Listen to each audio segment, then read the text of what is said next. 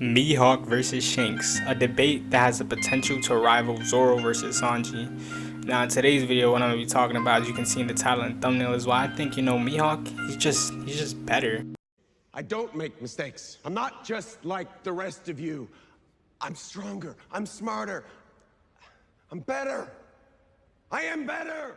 Now I guess the first thing that we can talk about is the bounties. Now Shanks has a bounty of 4,048,900,000, which is, that is pretty insane. It's the highest active bounty currently, not including other characters like Dragon, because like they're said to have a higher bounty, but we don't really know because I low-key think Dragon's a fraud.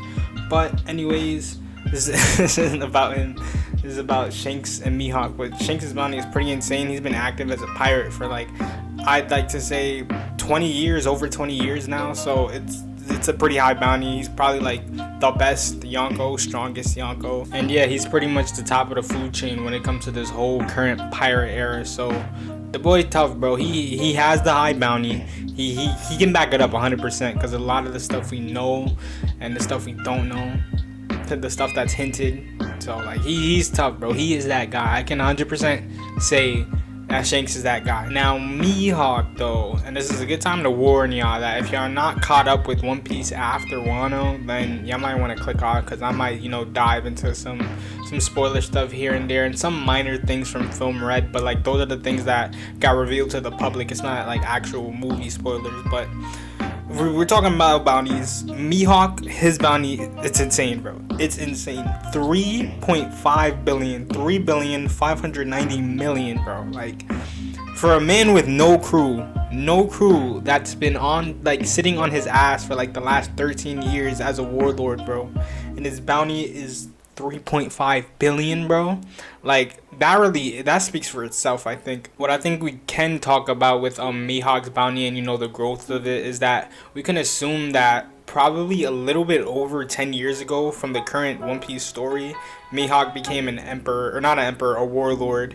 And basically that before that time, I believe Shanks had a bounty, I think it was just roughly around 1 billion. We can assume that Mihawk had a bounty similar. Maybe at that point it might have been higher due to the fact that Shanks got his fame because of Mihawk, which we're gonna talk about that more later in the video. But yeah, we can assume that before the actual story of One Piece, when Luffy was a kid, before Mihawk was a warlord, depending on the time that he was, his bounty was probably at 1 billion or 2 billion. So it was already, I assume it was already pretty high because he was the world's strongest swordsman for like ages. Like I think during the whole 20 years after Roger died, I think he was grinding, bro, and then at some point in between that time he became the world's strongest swordsman. So his bounty had to have been past billions. But now all the warlords are pretty much getting bounty boosts, and his is the highest out of all of them. Well, other than Buggy, technically. Actually, no, his is higher than Buggy. Yeah, his is the highest out of all of them. Okay. All right. Technically, if we're talking warlords, Blackbeard actually has the highest bounty. I stay forgetting that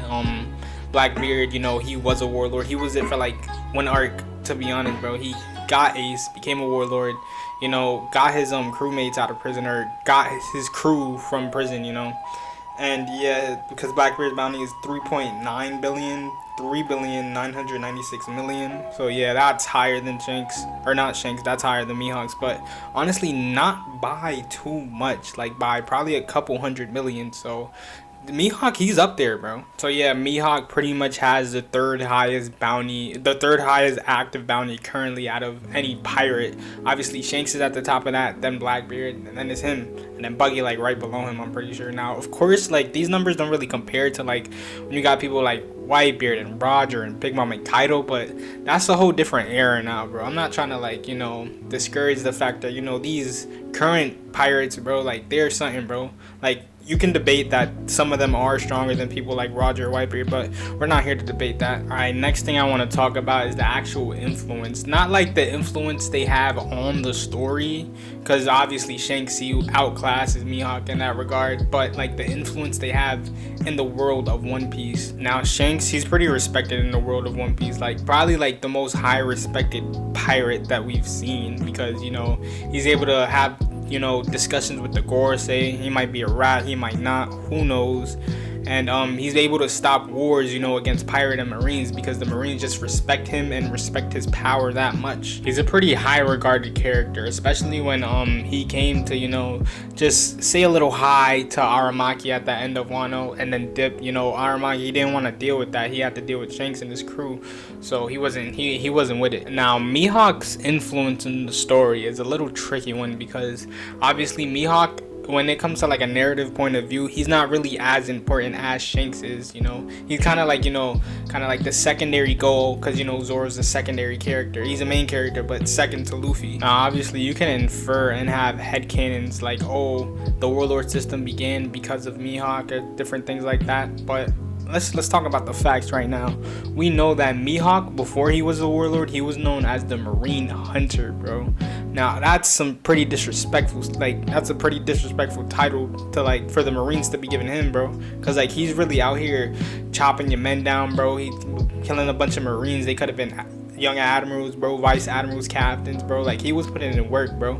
Like, that's why I think they made the warlord system, because of that, because it's like, yo, these pirates are kind of too much, let's just kind of side with them. You have this one guy that's out here destroying complete fleets of marines, so like that seems pretty like problematic. All right, next we're gonna talk about how, you know, my guy Shanks got his stardom, bro. How did Shanks, you know, how was he popping in the pirate world? Now, you know, everybody will tell you, oh, it's because of his duels with Mihawk. Correct, his duels with Mihawk, because I don't know 100% if at that time Mihawk was the strongest swordsman when he first started dueling with Shanks, but he was high up there to the point to where Shanks was getting popular off of fighting him, because it's like, yo, this new pirate kid, bro, like he can box with the world's strongest swordsman, or he can box with Dracula Mihawk. He might be that guy too. Now let's just imagine we're like 20 years in the past of the One Piece world.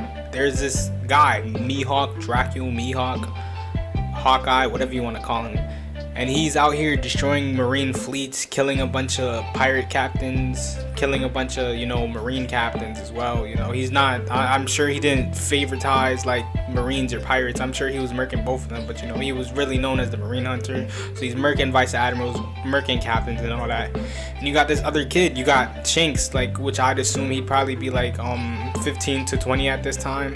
And you got him, you know, he's like, yo, I'm trying to box, bro. I'm trying to, you know, have a duel with you. Mihawk is down, and they go, and then Shanks is better than, you know, everybody would expect. And he got his fame from that. He got his fame from, you know, these duels with Mihawk, because Mihawk was already, like, I'd say he was the top dog for the quote-unquote new generation at that point, which is the current generation now. All right, if Mihawk at that time was known as the world's strongest swordsman, then that kind of puts him as like the Luffy type of guy, the Whitebeard type of guy of that transition era from the beginning of the pirate era, like, because you had the whole Roger's, you know, Heart era, which was before he found the One Piece, when, you know, Roger was really popping, conquering the Grand Line. And then after he died, I feel like there was kind of a transition from, you know, that era to, you know, the new era of piracy, and that's where, you know, people like Mihawk came in, Shanks started doing things, you know, like Buggy, I guess he was doing things in the East Blue. It's pretty much it. But like Crocodile, obviously Whitebeard was still kicking it, Big Mom was still kicking it, Kaido, he started probably like doing more things too, because Kaido's also another one that's like a part of this like current generation. I think the only like other Yonkos that aren't in this current generation were Whitebeard and Big Mom. But yeah, what I'm pretty much trying to get at is that Shanks, he got his popularity from Next Man, bro. Like, so I feel like that already kind of puts Mihawk in a tier above him, because it's like, hey, I kind of like, I didn't make you in a way, but like if I wasn't here, would you really be as popular as you were? Would people really like put you to this high regard as, you know, they do now? Alright, and for my final point of this video, we're going to be talking about Haki and skill. Now, in my opinion, honestly, I know a lot of people they like to debate about this on Twitter. I think Haki and skill, they go hand in hand. They're kind of like the same thing. Now, the non-negotiable debate that I think the community can understand and, you know, can get around that is that Mihawk is the better swordsman. 100%, he is the world's strongest swordsman for that reason. He's just better. But I think with being stronger in that like kind of tier, it kind of, you know, with his Haki, it kind of boosts him even more. And that's why I think personally that he is stronger than Shanks. Shanks, because Shanks' haki is insane. But like at this point now, that's like really all he got, because from what we've seen, you know, I don't know how it is in film Red, but from what we've seen like now currently in the story on the most recent chapter One Piece, which is 1059, Shanks, he has not used his sword at all, bro. He's threatened with it, of course, but like for the most part we've just seen him use Conqueror's haki, like not even armament or nothing, because he's not fighting people. Maybe that's just because, you know, he hasn't been pushed to that point. But yeah, with haki it doesn't really matter for him, since it's just he's just a Conqueror's user. But for Mihawk, I guess you can say that his haki, we haven't seen anything for him either, but we can assume that since he's the world's strongest swordsman, he has that to like a high level. Like he probably has all his haki maxed out pretty much. Now what I'm trying to get at is that Mihawk, he has haki, he has the sword skill, the best sword skill in the world, and those two things mixed together, it, you know, makes him, I think makes him stronger than Shanks, honestly, because you have the haki is one thing, but the actual emitter, like the actual, like you pulling it out to the world, that's another thing. Because you can say like people like Garp, you know, he was the hero of the Marines, he's supposed to have crazy armament and possibly Conqueror's haki too. We don't really know about that, that's not like that confirmed, but let's just go with armament for now. His thing is crazy, but he doesn't have no extra emitter, so he can only be so strong. I feel like with people like Whitebeard, Roger, Shanks when he was younger, because I assume he did use his sword a lot more, and Mihawk, like since they all have emitters, but they all have weapons that they can just add their haki to, their conquerors, their armament, it just makes them stronger, it boosts their power. And now I'll say a couple examples of like a conqueror's, advanced conqueror's user, you know, having a haki emitter weapon, or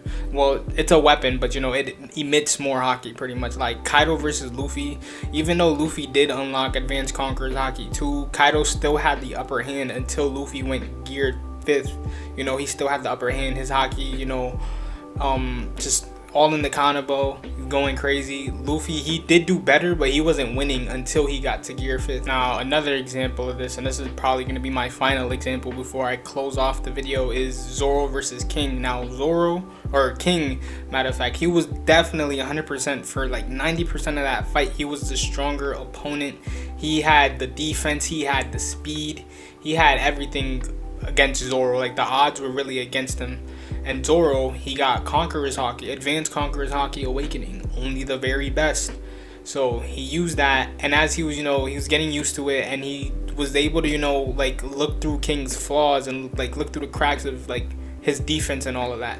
And then what really helped him though was the advanced Conqueror's haki and how he was emitting it, because I'd say like if he was probably like punching King, bro, it would have done some heavy damage, but I don't think it would have done as much damage as he did with his swords. Now you could pretty much put Mihawk and Shanks into those same shoes, you know, Mihawk being the guy with the sword skill and the Conqueror's haki, and Shanks being the guy with the haki, the Conqueror's haki specifically.